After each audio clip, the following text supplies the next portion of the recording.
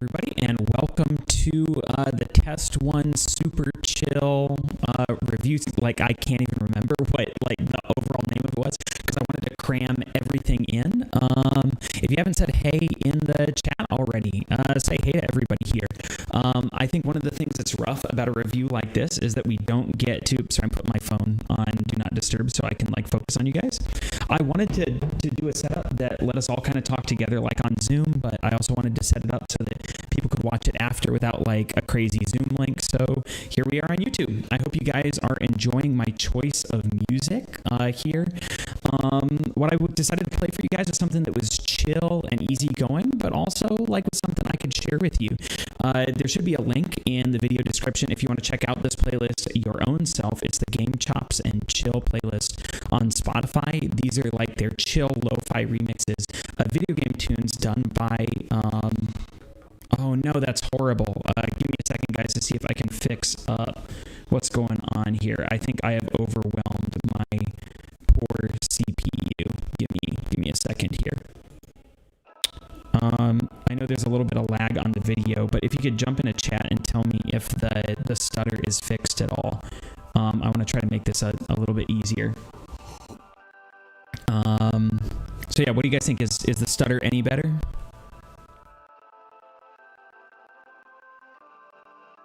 I'm gonna keep kind of going.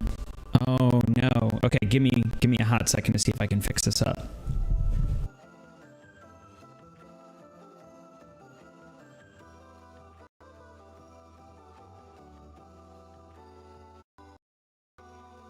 Okay, let's see. You probably heard some audio go in and out there for a second. I don't want to spend our whole time here fixing audio, so if I need to turn off the music, I can do that to try to make it easier. Is it any better now?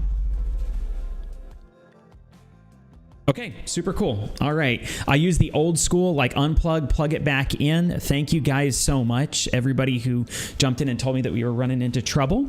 I'll try to keep that in mind. Thank you guys so much. And you're doing a great job of what I need you to do. Being here, being engaged, and putting stuff in the in the sound there. I'm glad to see some people recognize my my audio setup a little bit. Sometime I'll share with you guys the wildly complex setup I've got for making this work. So yeah, anyways, today I wanted to let you guys know our review is going to last like up to an hour. I'm keeping an eye on the chat for any questions you have as we go along. But otherwise, what I've tried to do is take the list of all the excellent questions everybody in these classes has submitted and distill them down to some like core points we could try to get to. Today, we're going to open up with a discussion of questions people had about the test format. Then we're going to talk about some other stuff related to class, some material that's going to be on the test, questions about class material, maybe like generally, and some techniques for getting prepped. If we have some time, I've got a couple of other extra things I want to talk about, including my favorite memory enhancing technique and Grady's current hot take, what it is we're into right now. Like I said, you guys get bonus points for turning in those questions. If you didn't get a chance to before, you can get bonus points for posting in the chat like you guys have now, or asking follow-up questions in chat is a great way to get your name in there so I know you're here and follow stuff up. Yeah, how many people are here? It looks like right now we've got 14 folks, but I'm going to guess we're going to have more jumping in. I know a lot of people are working and are going to follow up later, but as always, like the best way to get the to get your questions answered is to ask them like right here in the chat. I think that's pretty much it for getting going today. I want to focus on the first test, but we'll do other streams like this as we hit like milestones over the course of the semester. I want to answer questions that you guys have and make sure we're in good shape. But without any further ado, I'm going to jump into questions about the test format. Oh, how many students are in the class? This is actually a video for 2 classes worth of people. Each class, I think, has like 35 people in it. So we've got like 70 folks maybe getting in this video and seeing what's going on. So yeah, it's still, you know, focused enough. It's like focused enough that we can, you know, really get to what you want me to. I'm going to answer some questions here about the test format really quickly, but Nicole, I want you to know I see your question here about some questions about like major stuff to focus on. I think that's really good stuff to be talking about. I think some of the most popular questions that we had about the test had to do with the format, and I think that's totally normal as you're trying to figure out like what is this going to be like going into taking the test. If you haven't had one of my tests before, there can be some really big question marks about what that experience is going to be like. So I just want to give you an idea of what to expect as you go in there. The first questions were pretty much like, what will the questions be like? Will they be multiple choice, written answers, or something else? How long will you have? How many questions are there going to be? This test, like all of the others, I'm going to try to stick to a format that works for everybody. This test is going to be made up of 30 multiple choice questions, and you're going to have 45 minutes to finish it. So that's about 1.5 minutes per question. That might not seem like a ton of time, but if you know your material well, you should be able to knock them out, you know, really pretty effectively. Students asked whether there will be extra credit questions on this test. There won't be on this test, but there may be on future tests as it feels like a good fit and it ties in with some of the other stuff that we're going to do. Also, as you guys could tell, you got some extra credit points for posting questions here as well as posting things in the chat. And yeah, you're right. It's 45 minutes on the test, but I was going to say, I get distracted all the time. Oh, but there will be some extra credit this semester, but my goal is for you to know the material well enough that you don't need the extra credit. Like that's where I would love for us to be. Students asked, and I'll talk about that a little bit more in a second. Other folks asked in terms of like, is the test going to be open note, open book, open anything else? Or is it going to be proctored? The test is not proctored, not by HonorLock or anything else. It's an example of the kind of solution that, like, you know, I think a psychologist or an educator would look at and understand kind of right away what's wrong with it.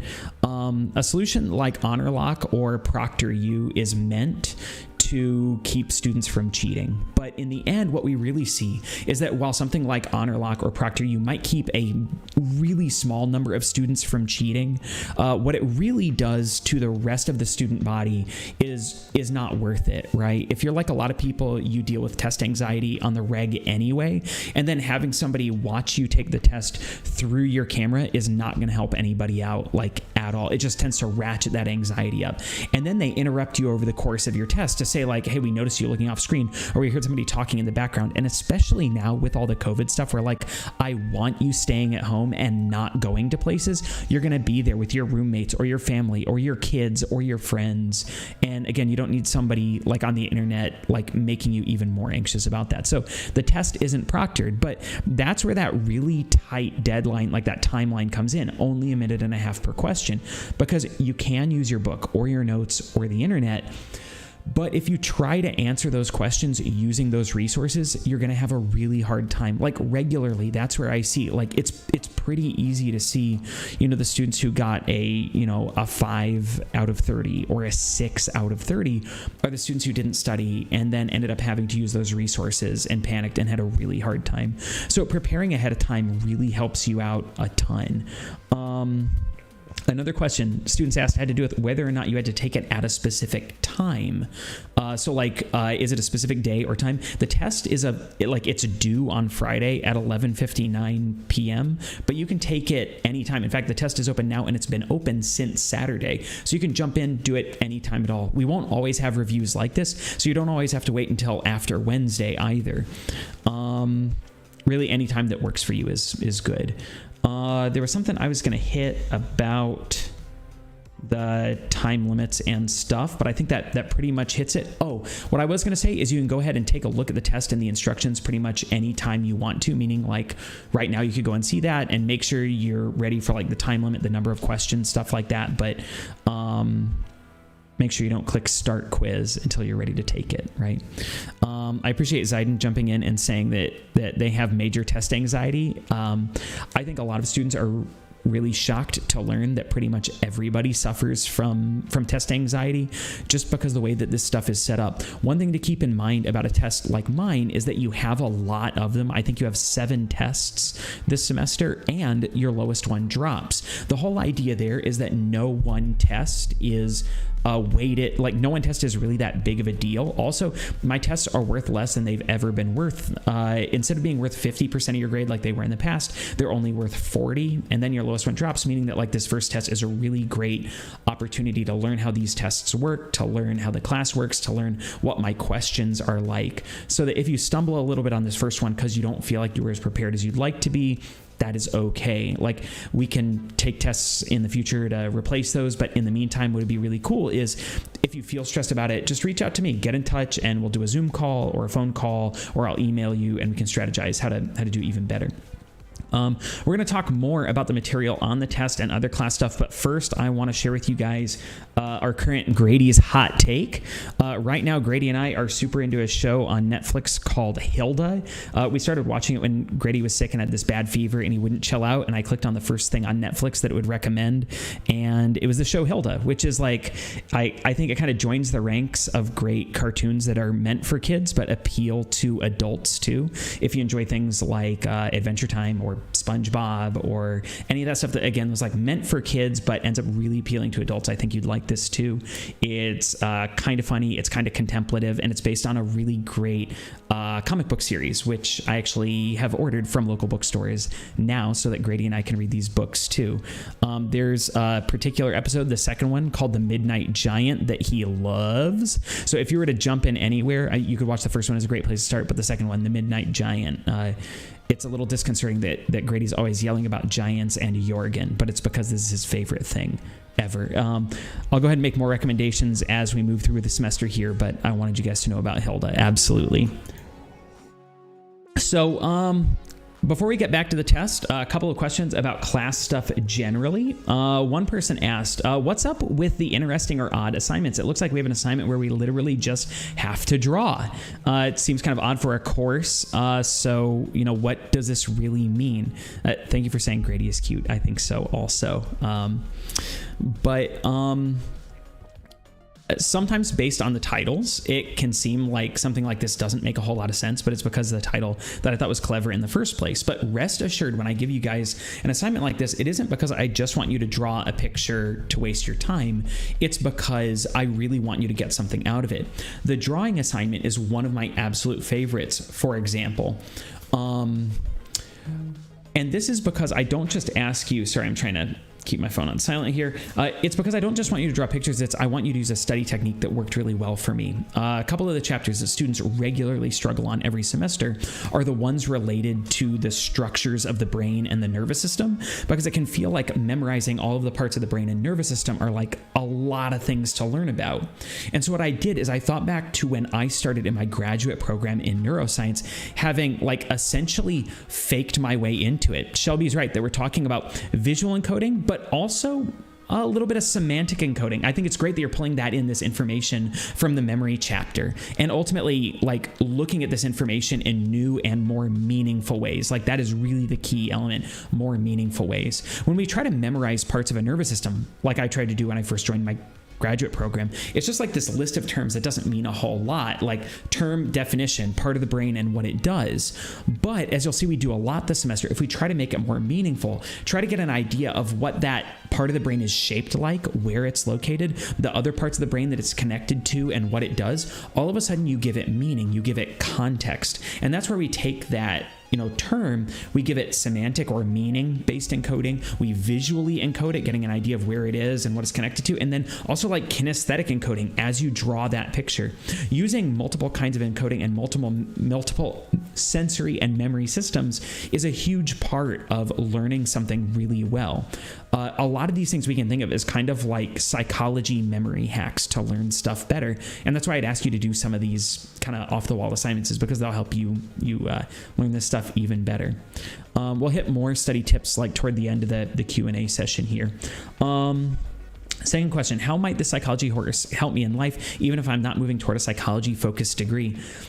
The reason that we start off the semester with the memory chapter and then the stress and health chapter is that these are things that, pretty much everybody needs to know to be more effective. I've always thought it was kind of wild that the memory chapter in every textbook is like smack in the middle. It's like right after your midterm, we're going to teach you how to learn stuff good, right? Like that's wild. And then at the end of the semester, at the end of like maybe the most stressful semester of your life, I'm like, oh, hey, by the way, here's how to not stress about everything. So really, like, there's so much of this class that I love because it applies immediately to like being a successful student, that we employ it right now to help us be more successful.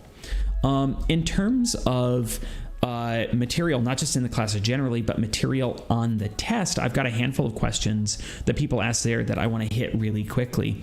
First question, and again, like this kind of distills stuff down. Will the test only be on the textbook, or will it include additional questions from podcasts and online videos?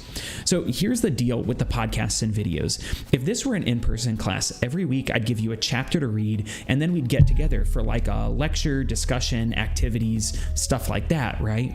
Well, we can't really do that because we're not in person, and this isn't one of those like Zoom classes that always seems like kind of horrible to sit and look at like a video like this all the time. So instead, what we're going to be doing is you're going to have like videos and podcasts to watch and listen to, and activities to do, or articles to read. And I really don't feel bad asking you to engage with these things in particular, because honestly, like the videos and podcasts I give you are the things that I stole from to make my in-class lectures. So like, I asked you guys this week to watch a video, a TED Talk by Joshua Foer, where he talks about like accidentally becoming a memory champion. And that's because like, it was one of the first semesters I was ever teaching. I'm like, oh, this is great. This is perfect. I'm going to steal this and use it for like 30 minutes of class. I use like pictures of Joshua Foer. I talk about the things he talks about. And it's like, what would be even better than that is you being able to see the guy who talked about the thing in the first place. So that's why I give you guys that stuff to do every single week. But the trick is that I want you to treat it as class time. I want you to sit down and take notes and think about it and learn from it. So it's absolutely going to be on the test. The test is going to cover the textbook chapters, yes, but think about those chapters as the foundation of everything else that you want to learn about. So the stuff in the videos and the podcasts. Next question I've got here, does vocabulary take up a portion of the test? Will we be tested on the definitions of words or more on overall concepts? It's really kind of an all of the above. If you have been in if you have been in an education class before, you may have learned about a thing called Bloom's Taxonomy. And Bloom's Taxonomy is all about how we learn things more effectively at different levels. The bottom level of learning is like memorization, where you memorize a term and its definition. It's not particularly effective and it doesn't last all that long. But the more deeply we engage with material, there's that depth of learning model or a depth of processing model for memory, right? The more deeply we engage with it, the more we think about it, the better we'll remember it and the better you'll do on a test. So while you do want to have vocabulary words, you also want to understand like what those terms mean and how they connect together. So like, for example, you want to understand the various stages of memory: encoding, storage, and retrieval. But you also want to understand the different memory systems, sensory, short-term, and long-term. And if you further understand that sensory and short-term memory are really stages of encoding, that long-term memory is storage, and that retrieval is bringing things from long-term memory into short-term memory, and the more frequently you do that, the better you'll remember information. That kind of understanding of the connections between these concepts is what's really going to let you hold on to this information, not just for days, but for decades. That like decades from now, you'll be able to talk to people about how to remember stuff well and why it is you don't have to take a shopping list to the store anymore. We'll talk about that in a little bit here. I really like the point that Shelby's making here about podcasts. I love podcasts. I drive people crazy, my wife in particular, all the time. I think like she makes fun of the fact that it's become a common refrain that I'll start a conversation with, hey, I was listening to this podcast or I heard on a podcast that, like, that's something I do all the time. And I like it because I'm kind of a distractible person. And so I listen to podcasts while I do everything from like mow the lawn to run around with Grady or drive a car. But Shelby makes a fantastic point that on a lot of podcasts and even videos, you can look up the transcript if you want to be able to read through it and take notes. Let me see here. Will the test involve the concepts, terms, and other technicalities of psychology? Or will there also be questions about psychologists themselves, kind of like historical figures and the concepts they created? As well as any of their dates. So pretty much this question is asking, like, do we want to know terms related to psychology, or do you need to know historical stuff too? In some ways, this class is a history class. We're going to talk a lot about historical figures, and you do need to know them, though you don't need to know specific dates. Those dates can give you an idea of like when ideas were developing, but it can be really helpful for a number of reasons. It can help you understand more fully what the concepts are and why they mean what they mean, but it can also help you understand what we're doing right now and the problems with that. So like, for example, somebody like Sigmund Freud is helpful to know as a historical figure, because a lot of what we think psychology is today is wrong, and it's because those were ideas developed by Sigmund Freud. So like, if you think about psychologists, if you've never been to see a psychologist or a psychiatrist, a lot of people think about this guy with like, you know, glasses and a beard, and he sits on a couch and he takes notes, or he like sits in a chair while you lay on a couch and he takes notes about like your dreams and your mom and stuff. We think that because that was Sigmund Freud, an historic figure who, you know, over 100 years ago, developed ideas that, not surprisingly, we don't still hold on to today, at least not all of them. And so understanding where his ideas came from can be really helpful there. When we think about that, like, there are ideas too that can help us understand like our setup today, like why we think our ideas today are the way they are. So like Sigmund Freud talked all about sex and about how everything we wanted and did was secretly about sex and repressed sexual desire, which makes sense once we understand that his ideas emerged in like Victorian era Europe. So if you've watched anything from Bridgerton to Downton Abbey, you know that those shows are all about like people who they don't touch and they don't show skin and they don't express their desires because that's what the culture was like at the time. And really, Freud's ideas were a result of that culture. And so when we talk about like today, no, instead it's that like we're all about like inputs and outputs and systems the same way like computers are. We're doing the same thing he is, just like with more 21st century ideas. So like in the end, getting a system for what I want you to know can be tough, but that's where what can be really helpful is making sure that you understand these things and the connections between them. I think some of the most common questions that students have are like, well, what's really going to be on there, right? Like what's going to be on the test? And what I aim to have on the test for you is going to be like an evaluation of how well you understand these concepts. There's some really great questions coming through on the chat that I'm getting distracted by, sorry. But like understanding these concepts and how they relate to each other is one of the biggest things. And I'll hit that in a second when we talk about like good ways to study for the test, like identifying how these concepts connect with each other. There's a really great question in the chat. As culture continues to change, psychology will too. Absolutely. One of the biggest representations of this is in the thing called the DSM. Later this semester, we'll talk about the Diagnostic and Statistical Manual of the APA. It's the book that contains all of the diagnoses that people can have. And one of the biggest things that we've seen is that as our culture has changed, so have the diagnoses. So like back when the most recent revision of the DSM was released in 2013, when it was released, there were new diagnoses added, like hoarding disorder, that never existed before because hoarding wasn't really an issue before. People who maybe like saved things and didn't throw them away, like that existed, but for a lot of those people, it was a result of the experiences they had, like growing up in the Great Depression or surviving through recession years, where like if you threw stuff away, your family wouldn't have enough to eat, so you learned to hold on to things. It makes it really tough. It makes it really tough to pin down, like, well, what is really human nature and what is really culture and what is really an illness and what's really not. But that's where we start to see this overlap between psychology and philosophy. And I hope you guys will really dig the stuff we do later this semester that's tied to that stuff.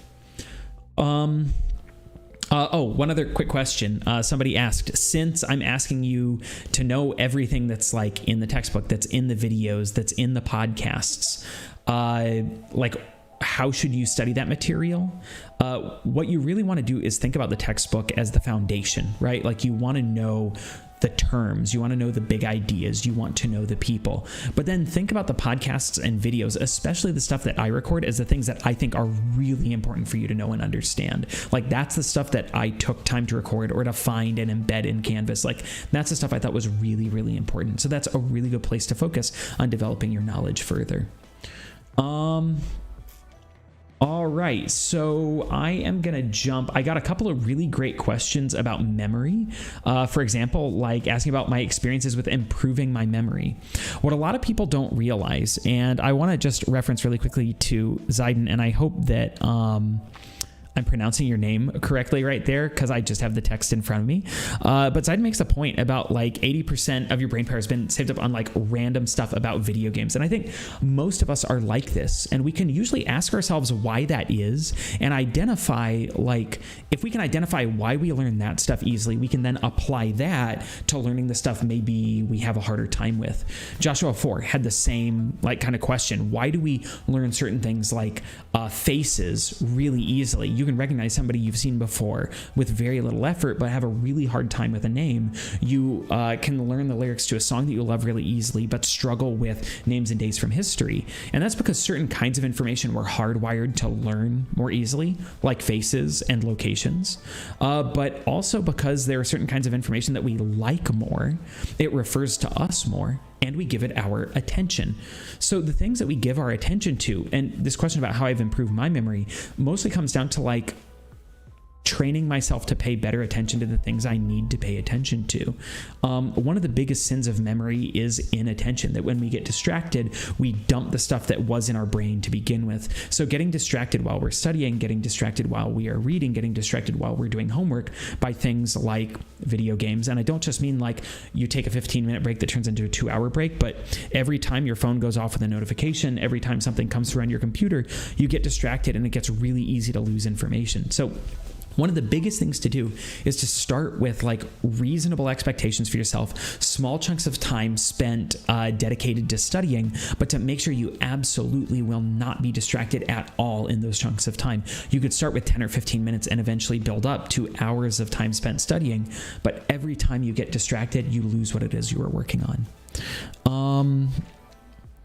and I hope I'm going to pronounce your name right. If not, you can help coach me through it here. But Maria asked the question, what major questions should we be on the lookout for on this test? Is there anything that you need to know that's important on the test? I want you to know everything, which I know is horribly unreasonable, but I want you to know everything. That's why I ask you to do it. But some of the guiding questions you want to keep in mind are like, what is psychology? And by the way, I record those videos at the beginning of each week to give you an idea of what it is I want you focused on. If you've been skipping those intro videos, get into them, because that's where I give you the guidelines and I'm like, this is what I want you. This is what I want you to be focused on. This is what I want you to learn. So from the first week of the semester, it's like, what is psychology as a field? How did we get to where we are now, right? These are a couple of big questions. For memory, it's like, how does memory work? Like, how does information get in and out of your memory? And why is it that some information seems to get in and out more easily? And how can we use our brains to get it in and out more effectively? I want to take one quick break here since we're about halfway through our chat, and I want to use you guys, I want to ask you for help as I demonstrate for you one of my favorite memory enhancing techniques as we're talking about enhancing memory. So real quick, we can enhance our memory better by paying better attention, by making information about us. So if you're trying to study material that's hard to remember, try to reframe it in terms of you. A difficult term, like, could somebody in the chat just like drop me a term from these first couple of weeks of the semester, and I'll give you an example. I know we've got like a little bit of a delay on stuff here, a little bit of lag, but I figured we didn't need like super fast reaction times because I'm not worried about somebody like stream sniping me on Titanfall or something. So anybody just like drop in there a term related to chapters 1 or 8 or the videos or anything else, just something you got off the top of your head, memory related thing. Behaviorism, fantastic. Now, really quickly, is it Kylie, Siley, or something else? I need to know how to pronounce your name. But you make the point of behaviorism. Behaviorism is all about training and training behavior effectively.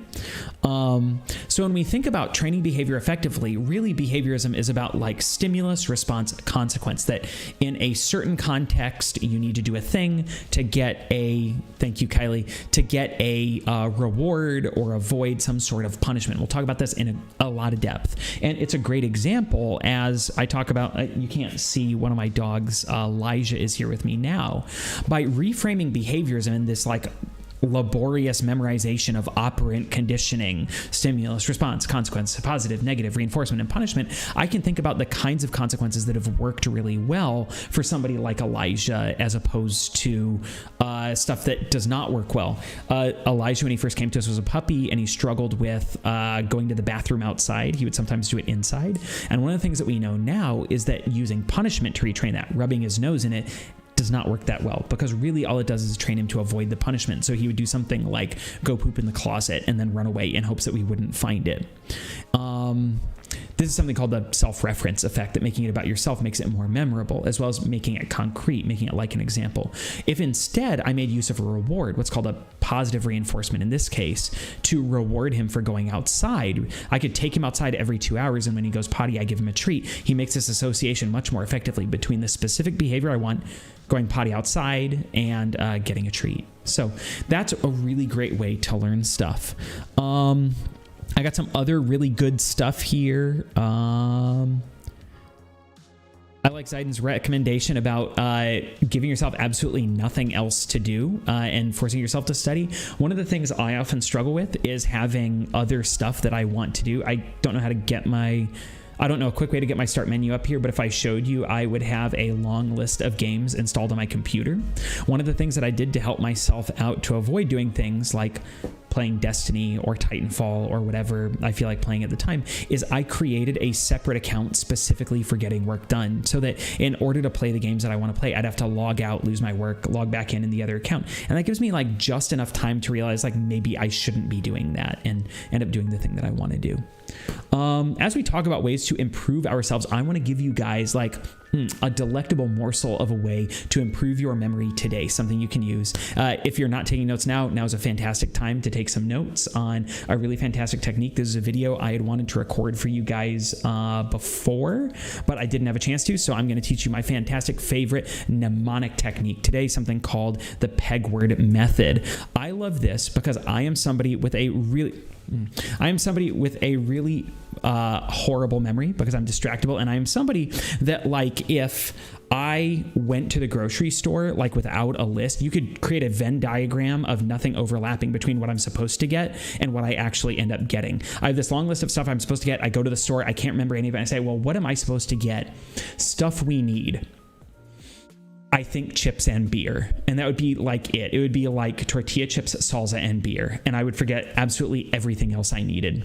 And it turns out that I still don't take a shopping list. Well, one reason I don't take the shopping list with me to the store today is because I'm, like, self-isolating and quarantining and trying to avoid going to the store, right? Safety and responsibility, all of that. But even when I go back, I still won't take a shopping list. And that is because I am making use of a thing called the peg word method.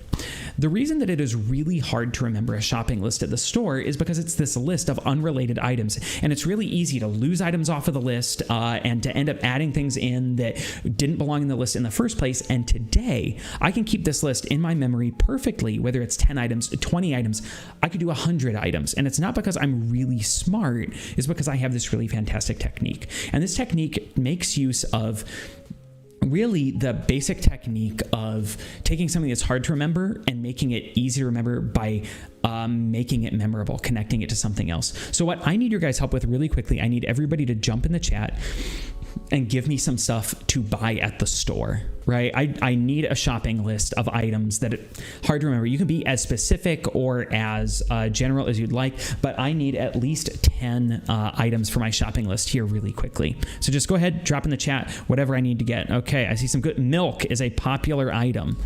Milk, eggs. Come on, guys, give me something harder. Q-tips, good. Peaches, flour, cereal, blueberry Pop-Tarts, pickled chips. I did not know that pickled green beans were a thing, but we will get some of those. Green beans and rubbing alcohol. All right. So if I were to go ahead and just hide this really quickly, okay, super cool. Let's just ask, who can remember all 10 items on this list? Is there anybody here who feels like you could remember all the items on the list? How about all the items in the list in order to make it easy to know where you're supposed to go and when? Anybody here got that? Because I know for me, if I look back at the window right now, there is absolutely no way I would be able to remember. I think I can remember peaches or maybe rubbing alcohol, and that's it. Right? This is really hard to remember all of these things. And so what we do instead is we find a way to make it memorable by using this thing called a peg list. The idea of a peg list is that you have a single, I love everybody trying to get this. You have a single list that is memorable, easy to remember, and we remember it forever. And one way to do this is to make use of a really basic tool like rhyming. Right? So if we were to choose stuff that rhymes, like words that rhyme with numbers, we could create a peg list that's easy to remember. 1 is fun, right? 2 is shoe. Why don't you guys go ahead and drop other words that rhyme with 3, 4, 5, 6, 7, 8, 9, and 10. Okay, just real quick. What rhymes with 3 or 4 or 5? Okay, or 6 or 7 or 8 or 9 or 10. We're just going to come up with a few words that rhyme, and I'll go ahead and pop these here. 3 is P. Oh, and 4 and 5 is dive. Okay, let's go ahead. Let's get some others that rhyme in here. I know you spelled P the other way, but I'm going to go with the really immature one, right? Okay, 10 is men. 6 is mix. I'm going to jump in and say 7 is heaven. Super cool. 4, we'll just say more. 9 is time. That's some creative rhyming, and I am down with it. I love it. It's 8, and 8 is great. So check this out. We got a peg list, which we can practice in order to learn this pretty quickly. 1 is fun. 2 is shoe. 3 is pee. 4 is more. 5 is dive. 6 is mix. 7, heaven. 8, great. 9, time. 10, men. Okay, we're just going to run through and practice this again. 1, fun. 2, shoe. 3, pee. 4, more. 5, dive. 6, mix. 7, heaven. 8, great. 9, time. 10, men. 1, fun. 2, shoe. 3, pee. 4, more. 5, dive. 6, mix. 7, heaven. 8, great. 9, time. 10, men. So you can see like pretty quickly you can learn a list like this. And then what you can do is use this list that you've learned really quickly as a way to remember a list that is really hard to remember. So for example, if we take your peg list and then combine it with a shopping list. Is anybody else, I see one person saying that they can't see the list. Is anybody else struggling to see the list too? It should be like sitting right on top of my picture right now. But that's okay, even if you can't see it, because we are going to memorize it together. So the idea is to use this peg list. 1 fun, 2 shoe, 3 pee, 4 more, 5 dive, 6 mix, 7 heaven, 8 great, 9 time, 10 men. We're going to use that as a way to remember our horrible shopping list. So one thing we could say is like 1 is milk, but 1 is also fun. So what is fun? A slip and slide. You guys remember, that's cool. You don't have to be able to read it because the technique is what matters. Though, you know what I could do real quick? Give me a hot second. I'm trying to biggie size this just a little bit. Cool. And in fact, check this out. Now you can't see me, and that is all right. You don't need it. All right, so like 1 is fun, like slip and slide. You guys remember slip and slides from when you were kids in the summer. It's hot outside. You don't know what to do. So you take like a big old roll of plastic, you roll it out, you stake down the corners, and then you get the sprinklers going, and you guys know what's coming out of those sprinklers. It's a whole bunch of milk. So you're getting covered with milk while you are like going down that slip and slide. 2 shoe in the morning. You're getting ready to go out the door, so you get dressed, you put on your work uniform, you slide on your socks, you get out your shoes, you put your feet in, and what's in those shoes? It's eggs. And you can like feel the shell of the egg cracking, and you're getting egg all over your sock, and it sucks and it's stinky. 3 pee, Q-tips. You guys really don't need me to go into a lot of depth about how this one is going to work, right? You are going to like go to the bathroom, and going to the bathroom absolutely sucks because you know it's coming out there. I don't even want to think. I'll leave that up to you. 4 more peaches. What I love is like going to the store, and when you come home from the store and you pull in the driveway and you open up the trunk of your car, and the trunk is full of peaches, and you open the back doors of your car and it's full of peaches, and you turn around and you try to go into your house and you open the door and you get this flood of more peaches coming. You're getting buried in peaches. That fuzzy skin is like burying you alive. 5 dive flower. I don't know. I don't think I've ever told you guys this, but I used to work as a deckhand on a dive boat, meaning that like I went diving all the time. And one of my favorite things about going diving on the dive boat was going down to the wrecks, and you could go down with like a spear gun to go fishing, and that's where I used to like get all my flour. I'd like aim the spear gun, pull the trigger, shoot the flour that was trying to swim away, and then you haul it up, bake a cake. It's super great. 6 mix cereal. Something disgusting that you can mix with your cereal is orange juice. I'm going to leave it at that. So you think about mixing with orange juice, and you're putting that orange juice in all your cereal. 7, heaven, blueberry Pop-Tarts. Bad news. You are dead. You have died. You have gone up to heaven. You're there at the pearly gate. St. Peter says you're on the list. That's great. You're going in, which is fantastic because you walk through those pearly gates and you go to the streets that are paved with blueberry Pop-Tarts. 8, great pickle chips. What I imagined right here is a big old bronze statue of somebody like Alex the Great, and what's really cool is to make himself even taller, he's not just like a dude on a pedestal, he's riding a giant pickle chip, obviously. 9 time pickled green beans. I got this super cool new watch. You guys can't see it because it's behind the pegward method thing. But what's really great, what I love about it, is it's made out of pickled green beans. And I always know I'm on top of what time it is because my wrist smells like pickled green beans. And when I look at my wrist, I see pickled green beans. My life is nothing but pickled green beans. 10 men rubbing alcohol. Going on a date. Super cool dude, super hot dude. You love it. What's really cool is you show up to have your date, and it's not just one dude, not just one super cool, super hot dude. You show up, it's like a bunch of super cool, super hot dudes, and your favorite thing about these super cool, super hot dudes is that they are, in fact, giant bottles of rubbing alcohol. So what I'm going to do really quickly, I'm just going to go ahead super quick. Now that we put this together, I'm going to put that away, and I'm going to ask you guys for a quiz really quickly as I read through these items, right? I want you to just go ahead and put them in the chat. We're going to do numbers 1 through 10, okay? 1, fun means, what's the first thing on a shopping list? 1, fun is, and I know there's a little bit of lag, but that's cool. Just go ahead and put it in. 1, fun and milk. 2, shoe is... 3, P is. 4, more is. right? We can see, go ahead and do this. Yep, super cool. We got milk. We got eggs. All right, I'm looking for Pete, which was just like this horrible, worst possible one. Q-tips. 4 more. There's peaches. 5, dive. 6, mix. 7, heaven. 8, great. We're getting some awesome ones going on here. 9, time. And 10 men. I've seen them pour through. This is really great. I love doing it with this like little bit of a delay here, but it's fantastic because what I'm seeing is every single person here in the chat with no reminder at all knows exactly what's on here, right?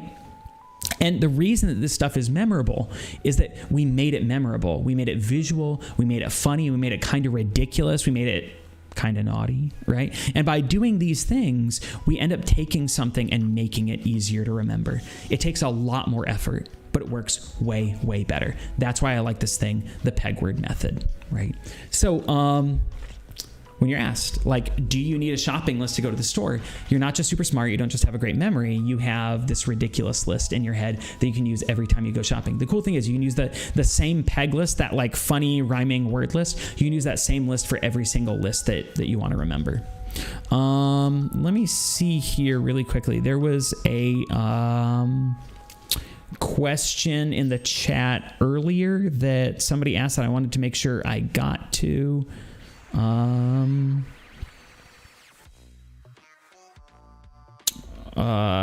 think I may have hit it oh yeah, and actually, Kylie asked if this was a good skill for studying school information.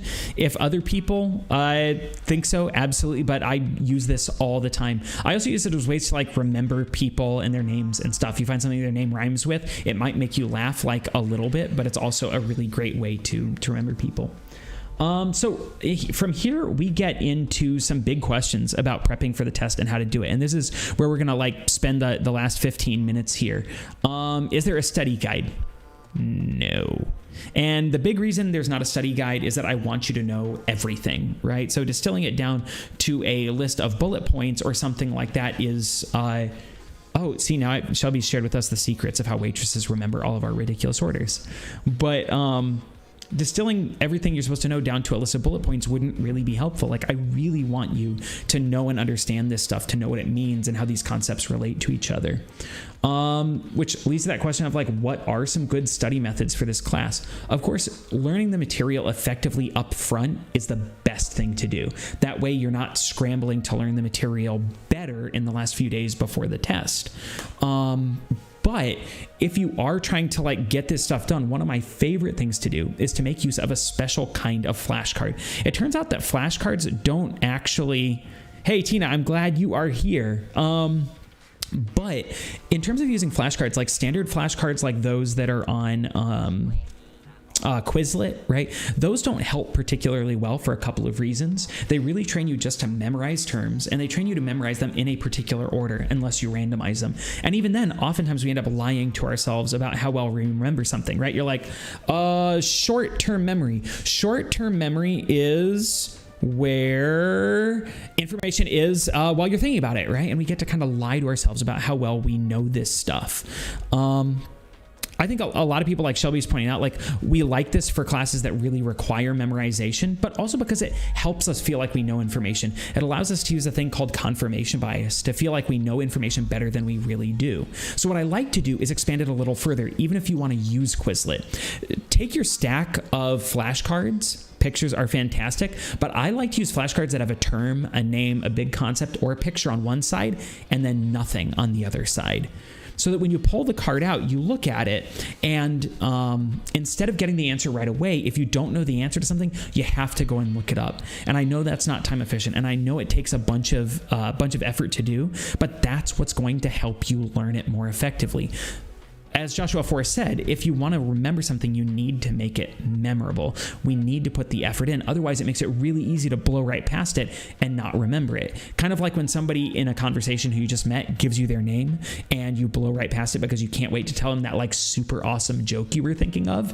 You weren't really paying attention in the first place. And for the same reason I forget stuff, you end up forgetting their name, right? So definitely like learning that term, going back through and finding the information in the text or in the video or in the outlines or in your notes, even better, is a really great way to learn it. And what can be really helpful is to make sure that you put those definitions in your own words. Oh, I like this. Teach it to a rubber duck. Shelby, if you have a chance to expand a little bit what you mean specifically with that. But in general, like teaching information to somebody else is a really great tool. Teaching it to a roommate or my mom with somebody, she listened to me a lot while I was in grad school, because if you can't explain something really at the level of like an 8th grader, there's probably work to be done to understand it better. But putting definitions in your own words, coming up with new definitions, creating examples, and then finally what I really like to do is to pull out 2 flashcards, even from different chapters. Just randomly pull out 2 flashcards and find a way to connect them. So we talked about behaviorism a little bit ago, and then I see here Nicole was pointing out humanism, right? If I can find a way to connect behaviorism and humanism, it means that I understand these things together. So like I could talk about how humanism was really a response to behaviorism, that behaviorism was all about like we didn't have any control over anything and everything was really calculated like by our environment, that we were responses to stimuli, and humanism was more about like free will and the value of the individual person. And in order to connect those terms, I have to really understand them together. One of the things I really like that Shelby's talking about here is the value of speaking out loud. A really great tip for reading, taking notes, and studying is to talk to yourself while you do it. To read your notes out loud, to read the textbook out loud while you're taking notes, and write down those notes in your own words. For a couple of reasons. It's really hard to talk and think at the same time, so it's hard to be distracted. But also then you're using auditory encoding, you're using visual encoding, and you're using semantic encoding all at once, which is really cool. The next question is going to lead to me making a bigger recommendation. The next question says, what's your best advice about time management and or studying that you received while you were in college? I received absolutely no advice about studying and time management while I was in college, because the old school approach is you just need to be more serious. You just need to be committed. You just have to care more. But as we learned from that interview with Wendy Wood in the first week of the semester in that podcast, it's not really about willpower at all. It's about having good habits. So one of the biggest recommendations I can make is to email the academic coaching program at Santa Fe. I'm going to drop their email in chat now. Actually, I would drop it in chat, but it won't let me because I have to sign in, which is lame. So instead, what I'm going to do, I'm going to show this real quick. I'm going to do this super sketchy thing. Oh, geez, don't do that to me here. I'm just going to type this right here. It's academic success coaching at sfcollege.edu. Reaching out to the academic success coaching program and scheduling an appointment, free appointment with an academic success coach at Santa Fe is one of the very best things you can do for yourself. If you're in a math class, they might be asking you to do it for extra credit anyway. Success coaches work with students to establish goals and develop steps and plans to get to those goals. Really great question about, does willpower also play a part? Not really, in the sense that we can't really define what willpower and commitment and caring are. And if you look at if you look at the research like Wendy Wood is talking about, willpower is something that is a really finite resource. If it's something that exists, like we can care really hard and we can work really hard, but eventually we run out of that willpower. This is why you get tired while sitting still for 3 hours in a lecture. And working with somebody like an academic success coach, they'll be able to help you tailor an individualized, personalized, effective plan for getting done what you want to get done, like study more effectively and not procrastinate. Having somebody to work with is a really fantastic way to make sure that you can get ahead effectively. I'm somebody who procrastinates a lot. Most people procrastinate a lot. I'll tell you this myth about procrastination. Most people think that, and Shelby makes a great point here about burnout. Most people think that procrastination is a result of not enough willpower or commitment. It's a result of laziness. But our research now shows that procrastination is more a result of being unable to regulate your anxiety, that there's something you have to deal with that you don't want to deal with because it makes you feel anxious, and either because you're already burned out or because you haven't had a chance to practice this kind of of skill, or maybe you're writing a diagnosis. Like me, I was diagnosed with ADHD when I was a kid. So this kind of self-control is something I struggle with already. We tend to put off that thing that makes us feel anxious, and then we put it off more later because it makes us more anxious, and we put it off more until later because it makes us more anxious, until eventually we have no choice to get started on it because honestly, we don't have enough time to get it done. And maybe we get it done and we get it turned in, and your instructor takes pity on you and gives you a passing grade. And ultimately, the lesson we walk away with is that, like, this is how work works, and this is how we have to get it done. But if you talk with an academic success coach, I work as one, but if you talk with an academic success coach, they'll help you put together a plan that results in you being less stressed, less busy, working less, and feeling super confident because you're getting your stuff done. You will have more time for things like video games and Netflix and hanging out with your friends virtually if you work with a success coach. It's really cool. In terms of spending your time studying for the test, one of the biggest things that you want to be able to do, this was a really common question, right? One of the biggest things I recommend you do is pay attention to where you need to work the hardest. Passive methods of studying, like rereading chapters or flipping through flashcards, don't work particularly well. But like Shelby was talking about, teaching a rubber duck or teaching a roommate or self-quizzing, working in a study group is a really fantastic way to effectively learn information. So really, like, spending that time actively engaged as much as possible. Something you could do right now that's really helpful is a lot of people end up avoiding stuff because it feels like this big mountain of work to do. But if you can develop a plan for how you want to spend your time ahead of time, you can end up feeling more confident, because in the end, if you can break up your studying time, like let's say, for example, today you're going to study week 1 and tomorrow you're going to study week 2, then today you don't need to study for the test. You just have to study the first week's worth of material, which honestly is like what, podcast and a chapter. Not as big of a deal, right? And then tomorrow you study week 2, which has a little more stuff, but you're already going, so it's still not a big deal. Zaid makes a really good point about stuff that happens with video games. Like oftentimes, whether it's Netflix or video games, we end up spending hours and hours and hours where we originally meant to play for a little bit and then get to work.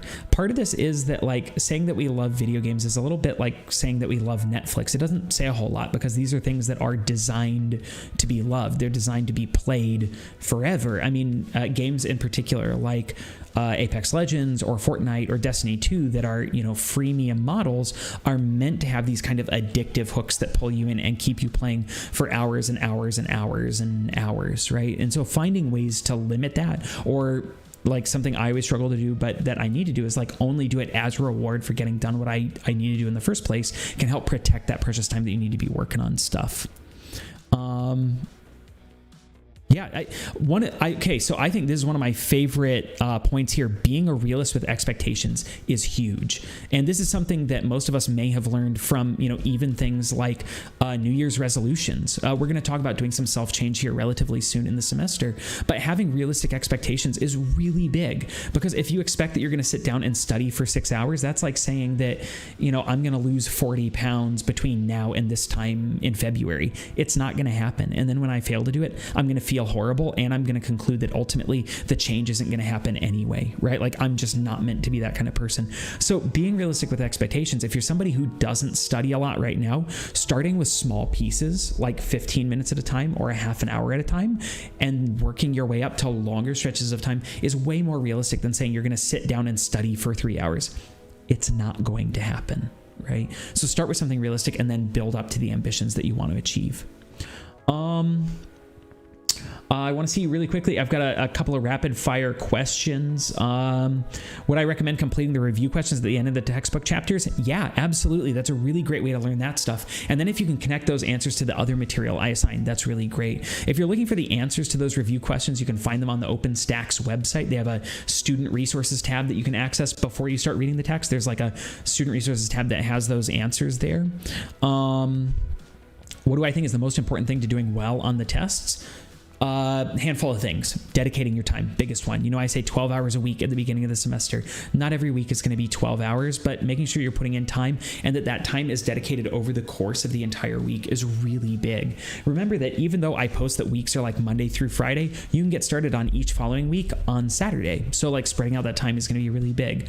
Also, being realistic with yourself, like we were talking about a second ago, giving yourself breaks and also giving yourself forgiveness. You might struggle a little bit on this first test, but instead of giving up and saying like it was a failure, finding an opportunity to learn from that misstep, or learn from the questions that you missed, or learn from where you did a really awesome job, and then talking with me about it is a really great way to make sure that you really kick butt on the following up tests.